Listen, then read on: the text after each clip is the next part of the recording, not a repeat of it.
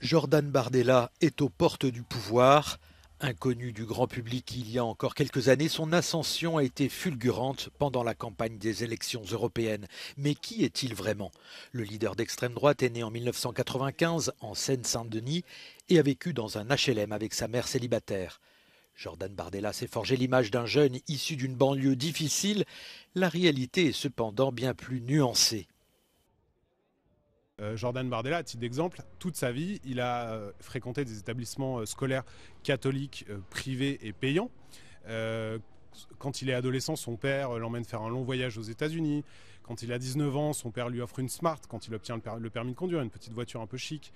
À 20 ans, il lui met à disposition gratuitement un appartement dans le Val d'Oise, dans une commune cossue. Mais tout ça, ça collait pas au storytelling, au but politique. Donc ça a été effacé de son histoire et il a retenu que le côté de sa maman qui est en partie exagéré. L'engagement politique de Jordan Bardella a commencé à 16 ans lorsqu'il a rejoint le Front National, canal historique. Quelques années plus tard, il abandonnera ses études universitaires pour rejoindre le parti à plein temps.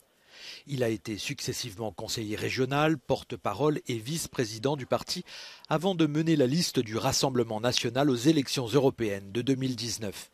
Il n'avait alors que 23 ans. Et déjà son leadership impressionne. En novembre 2022, juste avant l'élection présidentielle, l'eurodéputé devient le successeur de Marine Le Pen à la présidence du parti. Jordan Bardella devient ainsi le premier dirigeant à ne pas être membre de la famille Le Pen, tout en étant très proche du clan.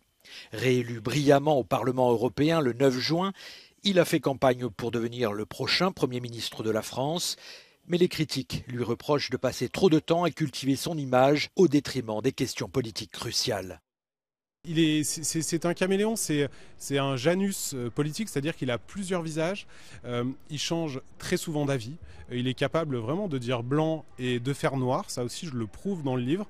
Sur les réseaux sociaux par exemple, sur TikTok, etc., quand il parle aux jeunes, il se fait un peu le héros des droits des femmes, de la lutte contre le réchauffement climatique. Il a compris que c'était des sujets importants pour la jeunesse. Mais quand on regarde ses votes au Parlement européen, on se rend compte qu'il fait le contraire de ce qu'il dit sur les réseaux sociaux et dans les médias. Par exemple, à plusieurs reprises, il a refusé de condamner l'interdiction de l'IVG en Pologne. Jordan Bardella a toutefois prévenu, il ne deviendra Premier ministre que si son parti remporte la majorité absolue aux législatives.